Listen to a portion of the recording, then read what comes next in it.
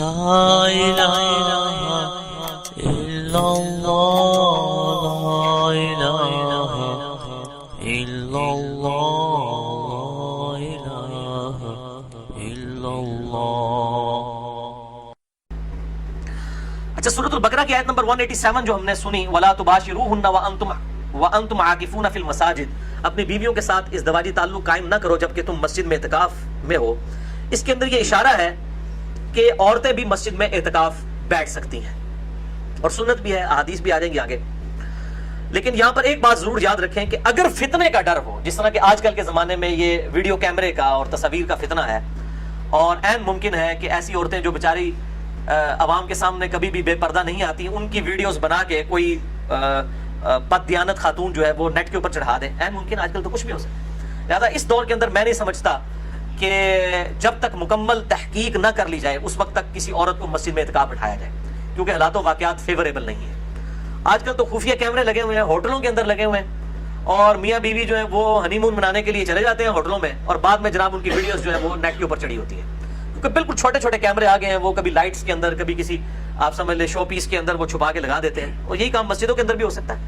یہ کوئی یعنی آپ سمجھ لیں ناممکنات میں سے نہیں ہے.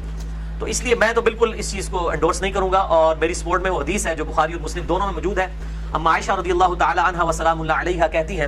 کہ اگر نبی علیہ السلام میرے زمانے کی عورتوں کو دیکھ لیتے تو ان پر مسجد میں جانے پہ بھی پابندی لگا دیتے. یہ اما عائشہ اپنے زمانے کے بارے میں کہہ رہی ہیں، حضور کی وفات کے بعد. بخاری اور مسلم دونوں میں یہ حدیث موجود ہے. اور اما عائشہ سے بڑھ کر کون نبی صلی اللہ علیہ وآلہ وسلم کے مزاج سے واقف ہو سکتا تھا؟ مزاج رسول سے آشنا تھی آپ رضی اللہ تعالیٰ عنہ، اور وہ کہہ رہی ہیں کہ اگر میرے زمانے کی عورتوں کے حالات آپ صلی اللہ علیہ وآلہ وسلم دیکھ لیتے تو مسجد میں جانے سے بھی روک دیتے. تو اعتکاف، یہ تو اس زمانے کی بات ہو رہی ہے 1400 سال پہلے، میں تو آج کی بات کر رہا ہوں 3 جون 2017 کی. تو یہاں کے حالات و واقعات اور کیمرے کا جو فتنہ ہے کس طرح ابھر کر اس وقت پبلکلی سامنے آیا، لہٰذا اس صورتحال میں بچنے میں ہی عافیت ہے.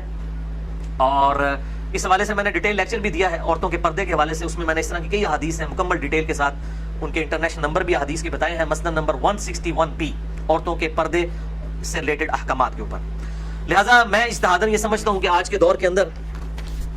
اگر مسجد بیت کے اندر، یعنی گھر میں جو مسجد ڈکلیئر کی جاتی ہے، اور بخاری و مسلم میں کئی احادیث ہیں کہ کئی صحابیات تھیں جو آپ صلی اللہ علیہ وآلہ وسلم کے پاس حاضر ہوتی تھیں کہ یا رسول اللہ آپ ہمارے گھر میں آ کے ایک کونے میں نماز پڑھ لیں، ہم اس گھر کے حصے کو مسجد ڈکلیئر کر دیں.